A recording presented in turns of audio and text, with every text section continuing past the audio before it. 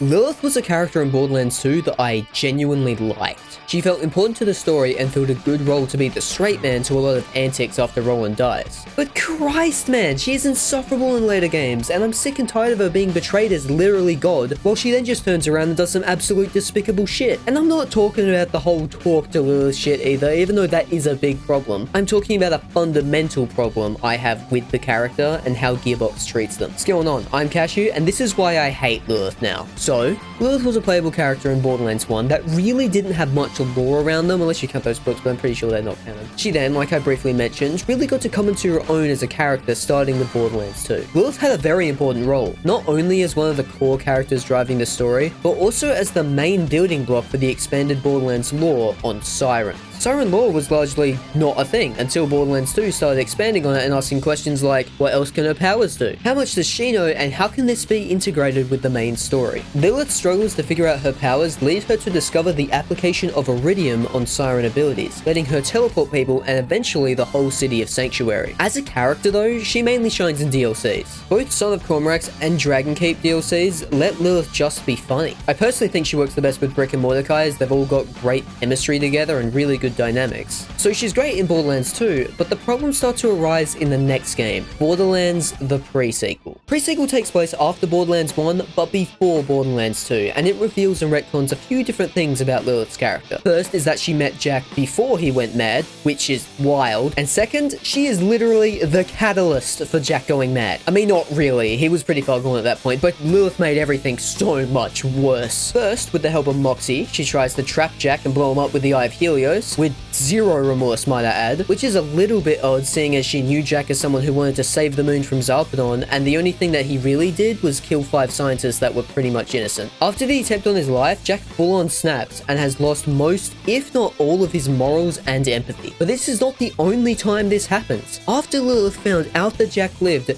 she followed him to the vault, waited for him and the vault hunters to clear it, and then broke the treasure, permanently scarring his face, but not killing him. She just leaves. He's right there. She just leaves.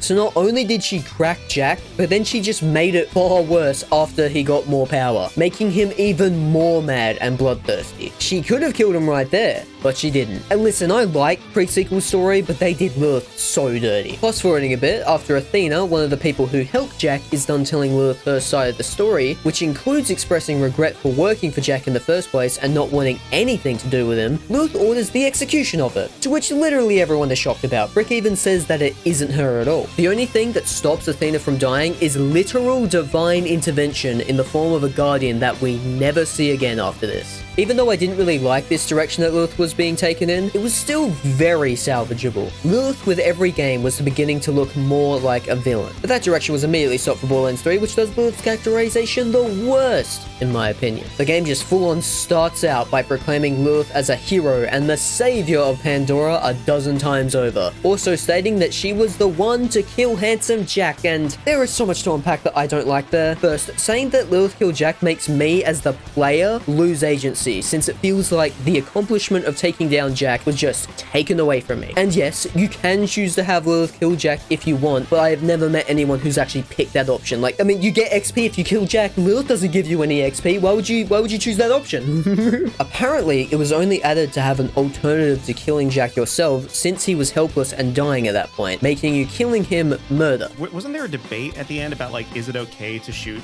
Jack? Yeah, we had to. If you don't do it, Lilith does. Yeah, right, yes. Yeah. That's. I think Randy sort of fought for that. Yes, he wanted the alternative. Like, if we don't want the player to just be a murderer straight up, which and we were like, it's no, kind of make him murderer. excused. Yeah. But yeah, that's why we also had to add the option so that you could basically tell Lilith, like, I'll let you do this. And then she, like, phase blasts his face off. Then you're just complicit in murder. But going back to Borderlands 3's intro, a thing that you will hear everywhere in the Borderlands series from now on is that Lilith is a hero. Marcus says she's a hero. Ava and Maya say she's a hero. Tyreen, Troy, even in New Tales from the Borderlands, one of the main characters' defining trait is that they're a massive fan of Lilith. To me, the games are insufferable with how much they are always treating Lilith as this amazing human being who killed thousands in Borderlands 1, helped create the most ruthless tyrant Pandora has ever seen, followed by her doubling down on it and still not killing him, or locking him up, then killing even more in Borderlands 2 before, technically, killing Handsome Jack, then finally, she tries her best to execute a prisoner that is helpless.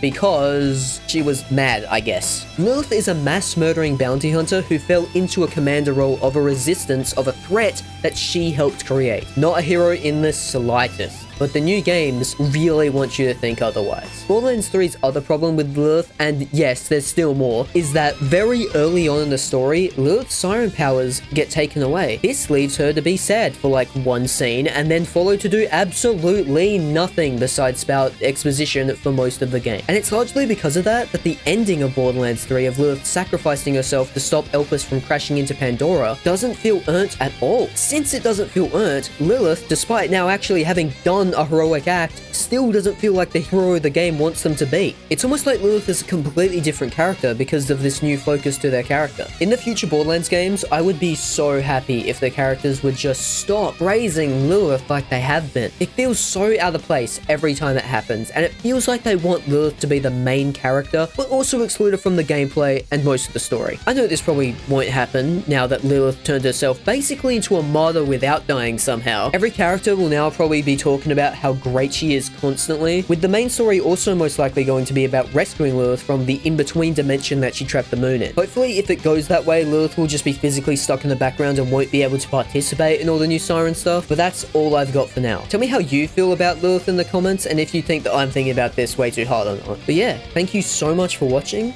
and let's do the channel member shoutouts. My channel members are JBH, who is so cool that upon looking at them, you will be so filled with envy that you will explode. Yeah, yeah. Wesker520, who actually like knows the Muffin Man. They're actually like really good friends. Angel B, who rode on the back of the Kraken after losing a bet. Jokes on them though. It was sick. Jimmy Scrimpy, who, I mean, just look at him. I love this guy. Jaden H, who ate a known toxic fruit, and instead of, you know, dying, they instead got this really handy 5th arm that they can now use. Noah Rollins, who can run and hide in so many places. Like you'll never find them. Handsome Frank 63, who had an opportunity to invest in the first ever aeroplanes but thought it would never take off. And Carlisle McGuinness, who lost all their memories after headbanging into a wall at a metal concert. Worth it. Thank you guys so much for the bonus support here. I am floored that there are still this many of you, but thank you so much for watching, and I'll see you next time.